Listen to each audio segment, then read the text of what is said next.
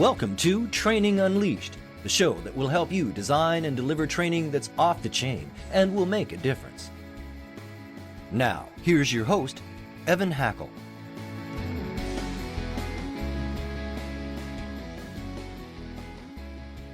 Hello, everyone, and welcome to another exciting edition of Training Unleashed. I've got a real training expert as a guest. I can't wait. Before we start, though, I've got to thank my sponsors, C-Suite TV and C-Suite Radio. My guest is Hilmon Sorey, and he is with ClozeLoop. And this is a really cool company. We'll learn more about it later, but it's 5.5 years old, and it just got named as one of the top 25 training companies in the country, which is kind of cool. So let me just start out and just ask you this question. Training changes, right? It always evolves, technology, pandemic.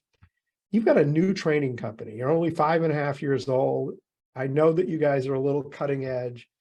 What's new in training? What should our listeners sit here and say to ourselves, you know, this is what I should be thinking about today because this is cutting edge in training.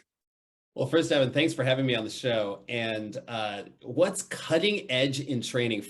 The fact that you're asking the question is fantastic because so many people, one of the reasons we were able to go in 5.5 years from, being unheard of to being kind of at the top of the food chain is because there is so little being done in the way of advancing training, whether that's in delivery, whether that's in content, whether that's in context, whatever it might be. Here are the obvious things. Think about COVID. Everybody was forced to work from home. They're still working, they're working from home. So this takes people out of the office. You don't get that old ability to manage by walking around and stop by Evan's desk and give him a little bit of direction, or that ability to build esprit de corps sitting in the conference room or in the cafeteria or the kombucherator, which is what they have in San Francisco, right? You have everybody decentralized working from home. How do you find a way to train and deliver content at the same quality, at the same level of impact for everybody across your organization? That's one piece. A second piece is this convergence of really effective technology, meaning the medium that we're using right now, which is video conferencing, to be able to impactfully in in a live but virtual means, deliver content to individuals. And then finally, you've got this whole convergence of technology in the realm of asynchronous learning, where you've got folks who can go out and they can look at things on demand. Some of your listeners might actually be listening to this after a live recording. Same impact, same information. You've got metrics on the back of these types of things to help evaluate whether or not people are watching through to the end, whether or not they've had impact, whether or not they're leveling up, and how this applies to their role. There's so much. The bottom line answer here is technology.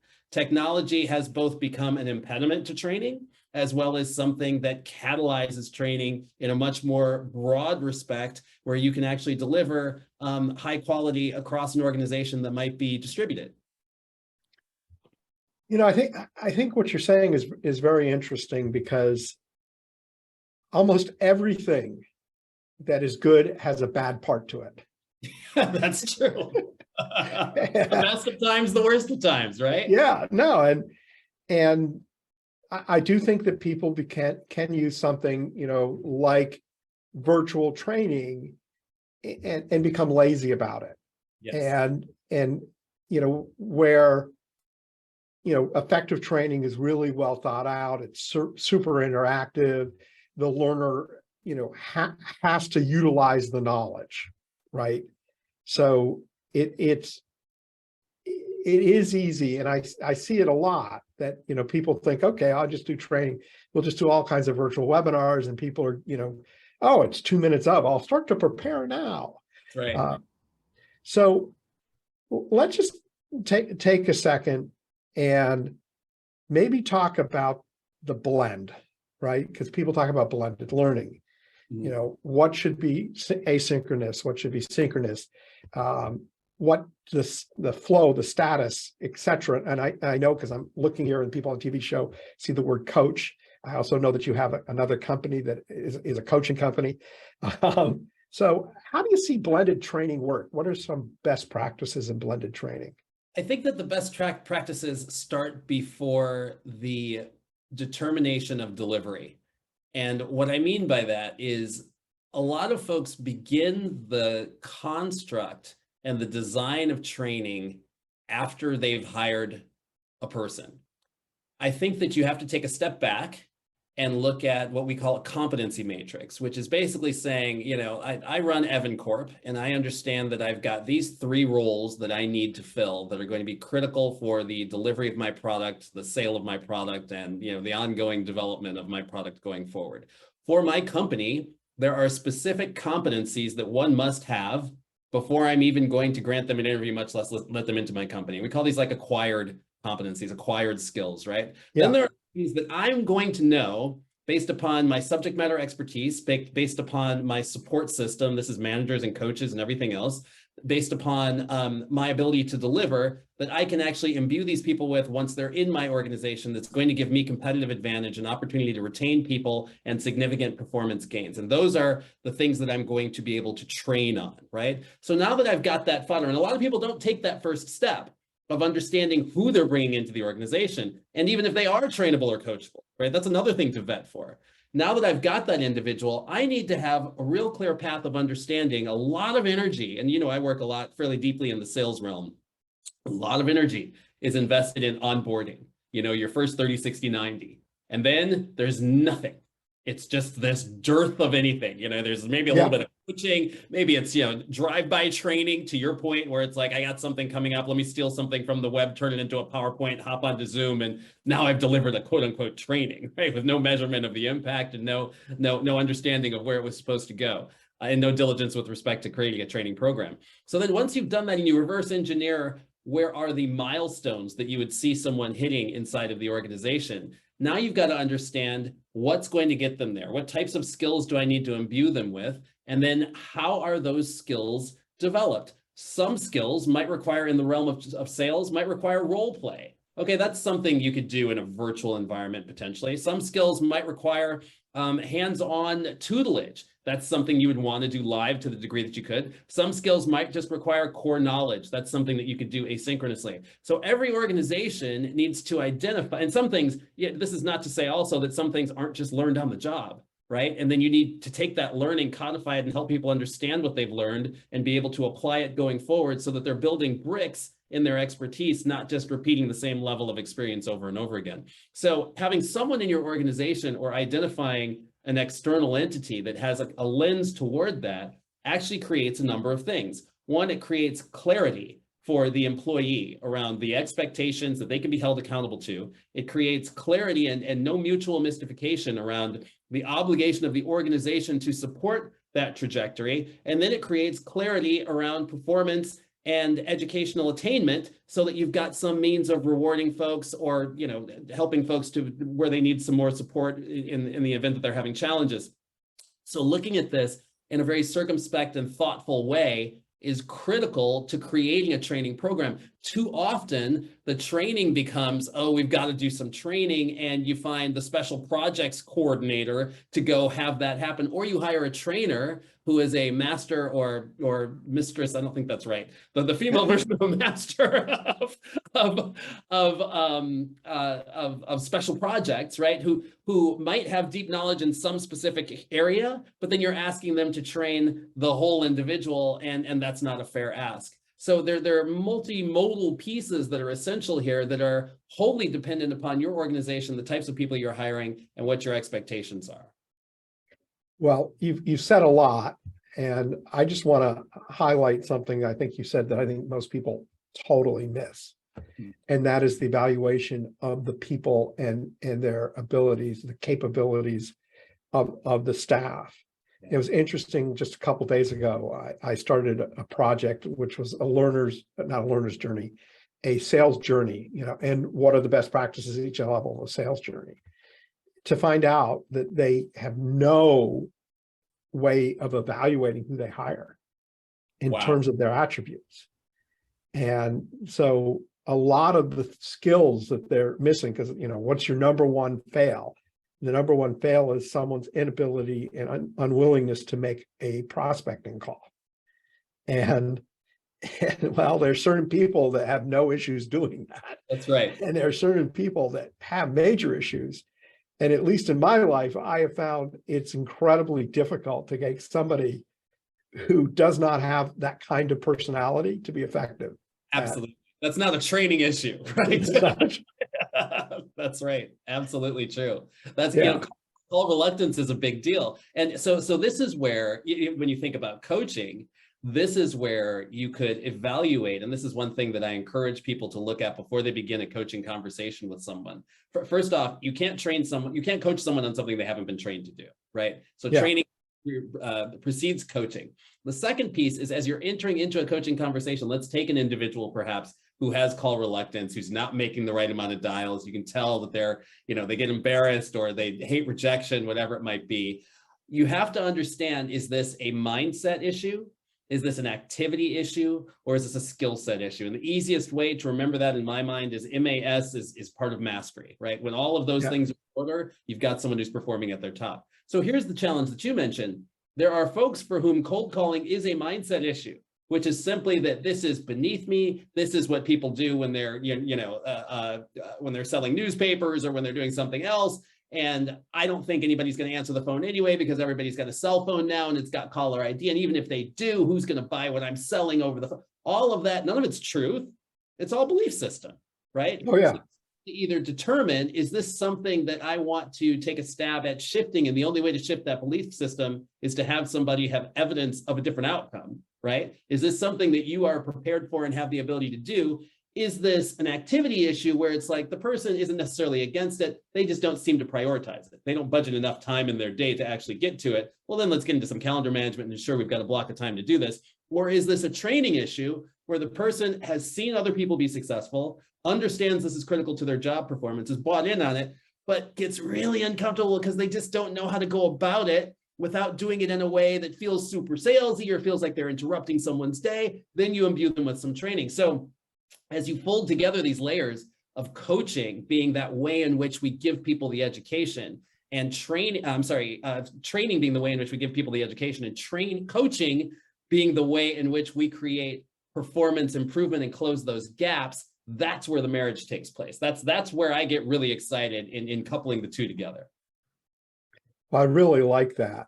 So I'm gonna shift us a little bit into the second phase. Sure. So one of the things I see in training is that companies, some companies don't do it. I mean, literally just don't do it.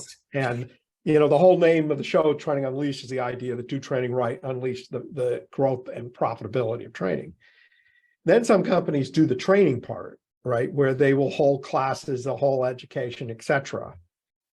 But the real win is when you create individual programs for people and you provide coaching, because that creates the sustainability. The whole issue you have with training and people forgetting and lack of use, training is a quickly diminishing investment if you don't have a system of ingraining it. So I know a lot about coaching, and I know the people here are into training, but the coaching part is very critical. And so I'm going to ask you two questions. I'm going to tell you up front what the two questions are. Okay. One is, what is the proper way for companies internally, not hiring outside coaches, but people internally, to create a coaching culture? Mm-hmm. And then the next question, which is the more difficult question, is how do you affect coaching when you're dealing at scale, where you're dealing with thousands of people? Mm-hmm. And how do you make that work? So I know people tend to answer the second question first, but I really want to go to the first question first. I just want to clearly differentiate sort of the two. So sure. How, if I'm a listener and I go, okay, we do train pretty well, I'd like to now create a ongoing coaching relationship where it can be customized to the learner's needs. What are the best practices? What are the suggestions you would give somebody there?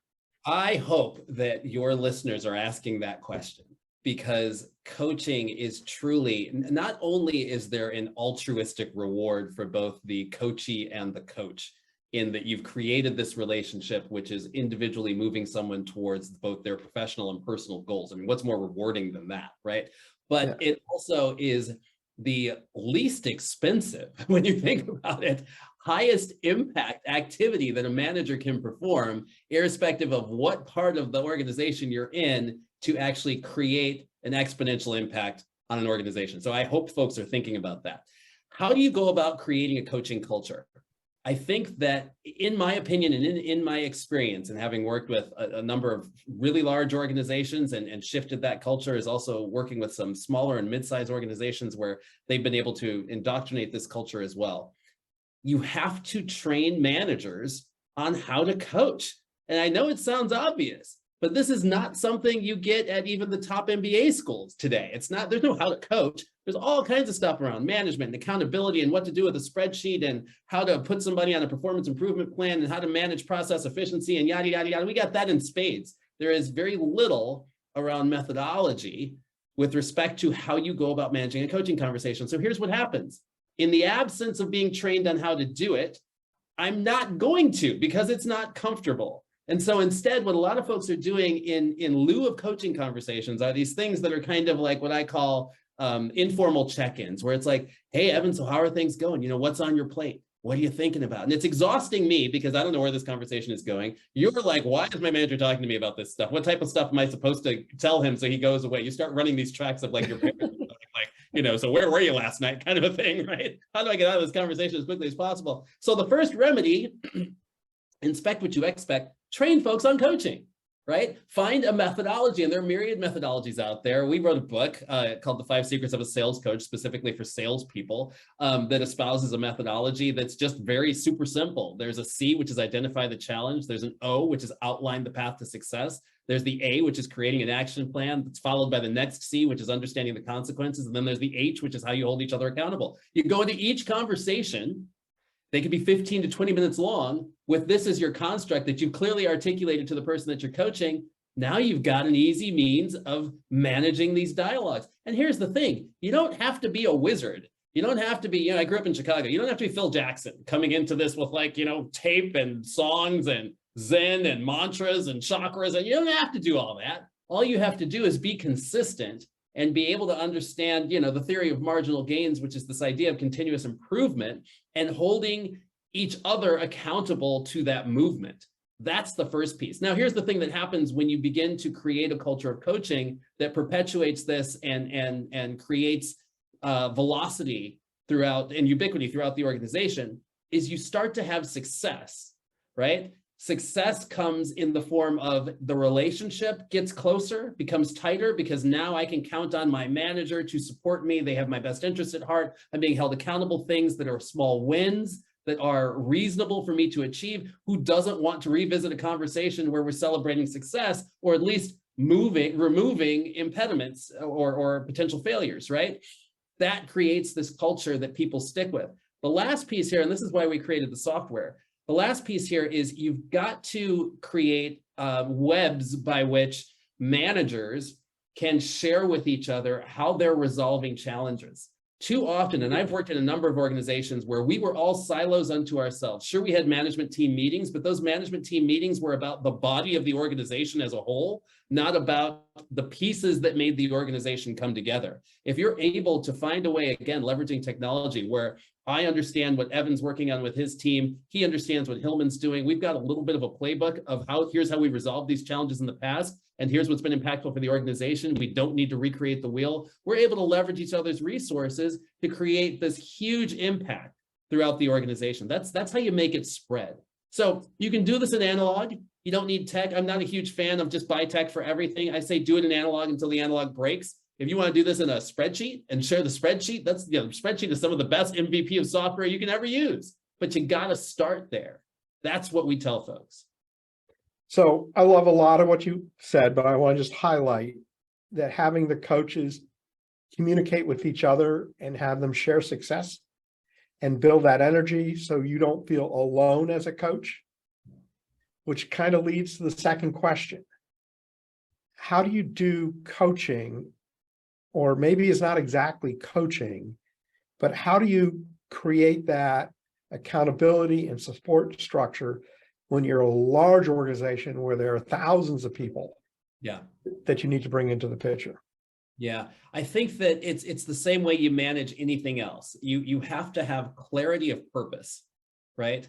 So on one level, one thing that happens between manager and individual contributor often is that I come to Evan and I go, hey, Evan, there are 5 or 6 things I want you to be thinking about. Now, if I were trying to throw you 5 or 6 tennis balls, you'd maybe catch one, right? I know you have pretty good dexterity. You might catch 2.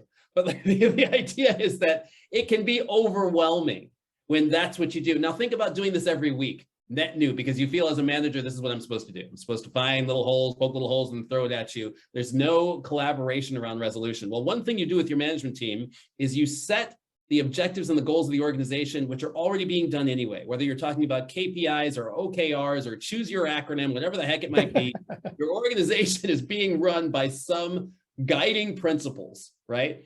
The result then is that happens at that high level of strategy. Now, moving down throughout the organization, it becomes more and more critical that you get to the point of execution. What's most critical when you're trying to disseminate this across a multi-thousand person organization is that as you get to, let's call them the sergeants and the soldiers, for an analogy that most folks can easily understand. Once you get there, we need to be able to expressly articulate what are the things that we need to be doing, and not 10, 3 or less, that we need to be doing as an organization to be impactful. Those become the only things you're coaching on. It's almost like, I remember, this is the story, someone should go Google this to get the true story, but paraphrasing basically, in the 80s, there was an individual who took over Alcoa. And Alcoa at the time, for those of us who are a little bit older, we used to remember that they would sponsor Sunday afternoon football, huge organization, multi-billion-dollar global organization. And he went to Wall Street and had the first shareholders meeting, and they're wondering, what are you going to do to help grow profitability? And he said, safety. All we're going to do is we're going to focus on safety. And everyone's like, what are you talking about? We should be doing acquisitions, and we should be cutting costs on this, and we should be procuring from there, and we should be getting arbitrage from this, that, and the other. No. It's all about safety. Because what he understood is that if he articulated safety as being the guiding principle of the organization, and that trickled down through, what would happen is shop safety would happen, and therefore you got less people out on leave because of injuries. You've got more people who are available for work. You've got a workplace that becomes inherently more efficient because there aren't obstacles in the way. The person from mopping the floors all the way up through the corner suite of the office understands workplace safety being the key as a guiding principle, which floats all boats of productivity and performance. So the onus on you, if you're listening to this and you are in a leadership role, is to figure out what are the things that guide the success of your organization, then imbue leadership with clarity around how that shows up in execution. Then you create a coaching culture around those 1 to 2 to maybe 3 at most things that each manager is holding their individual contributors accountable to, and you're only coaching to those. And that's an issue of training. It's an issue of education. It's an issue of real collaboration around the team to understand and come get buy-in around these things. But that's how you roll something like that out. Now, does it happen overnight? Absolutely not. But when it happens, it is immensely impactful, and anyone should be able to walk through the organization and see those tenets at play easily without having to sift through a spreadsheet or look at an annual report. I love it. What I'm hearing you say is clarity, clarity, clarity, and to actually understand the underlying attributes that are going to impact business. That's right. And a lot of companies might have clarity, but they're focusing on the wrong things. I think so. Wrong things. Yeah. And here's can I add one thing, because you began the show by saying, what's changed in training. That clarity you may have had in 2019 shifted in 2020. It's also shifting in toward the end of this year, and it will shift again in another year. So that clarity of purpose has to be aligned to the market in which you're operating. So, because what may have been 6 months ago at the speed of business today might not be objective clarity in today's economy. So, Hilmon, you're a very interesting guest, and I have no doubt that our listeners want to know more about your company. 5.5 years old, now one of the top 25 training companies in the country.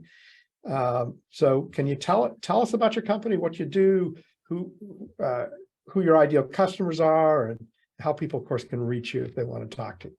Sure. So there are three facets to my businesses that I'm running right now. ClozeLoop, ClozeLoop, is a sales manager. You got to do it one more time because people here are listening. A lot of people don't get the show notes.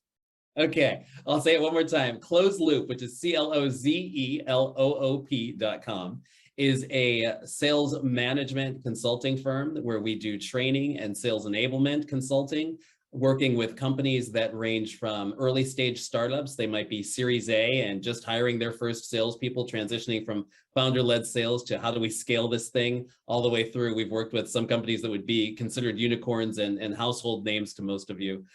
Strictly B2B is our space there. Been around 5.5 years, and yes, we did win Selling Power top 25 training firm award, which was really impressive and a testament to both our customers and the rest of the team. The other company that we mentioned and alluded to a little bit earlier that we started is Coach CRM, which actually spun out of work we were doing with coaching those same teams. And we've spun out software to drive performance, individual performance and team performance through technology, uniting that human-to-human connection and helping to cross the barriers of some of those things that you talked about earlier. That's CoachCRM.com. Sounds like a very cool company. Very, very cool. Very interesting. Thank you. So I know you have an offer. And one of the best things about this show is people get free stuff. So, yeah. So please share with us what your offer is. Let's contribute to the free stuff. So if you go to CoachCRM.com/start now, you can have a free trial of Coach CRM. It is not one of those that you just download. You've got to figure out navigating and figure out your way around. We will get one of our professional services coaches on a call with you to help you understand what it is that you're trying to achieve with respect to coaching on your team, what some of those critical metrics and objectives are that you're trying to drive, and how best to take a test run of this really high-powered tool that can help you to unify coaching throughout your organization, drive impact and performance. So that's CoachCRM.com/start now. Very nice. Very nice. And Hilmon, I know our listeners know this, and I know you know this because we prepped, but I always love to end. If you had one tip to share with our audience, what would that one tip be? You know, the greatest tip that I would have to share, I got to go back to the Alcoa story because I know we prepped on this and I was thinking something else, but that Alcoa story came to me as we were talking.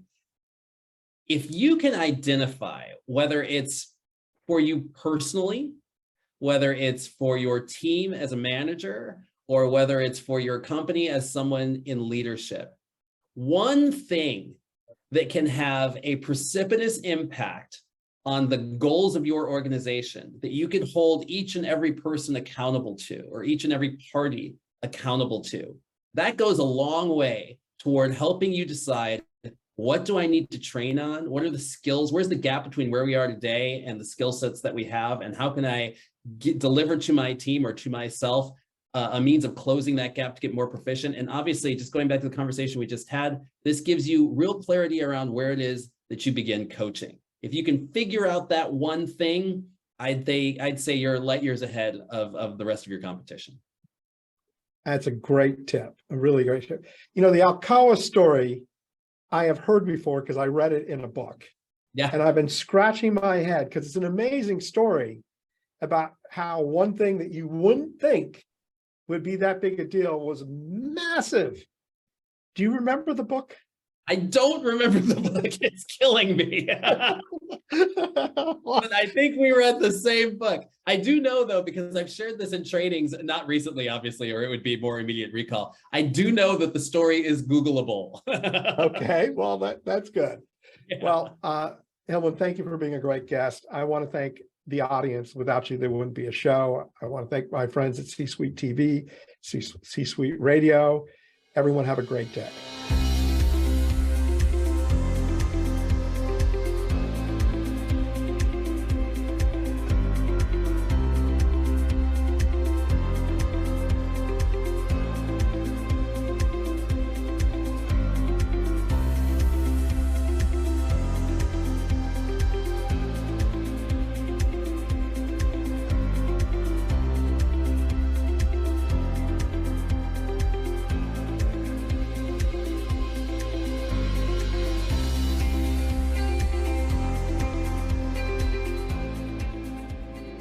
Training Unleashed is brought to you by Tortal Training, specializing in e-learning and interactive online training solutions for corporate, government, nonprofit, and franchise organizations.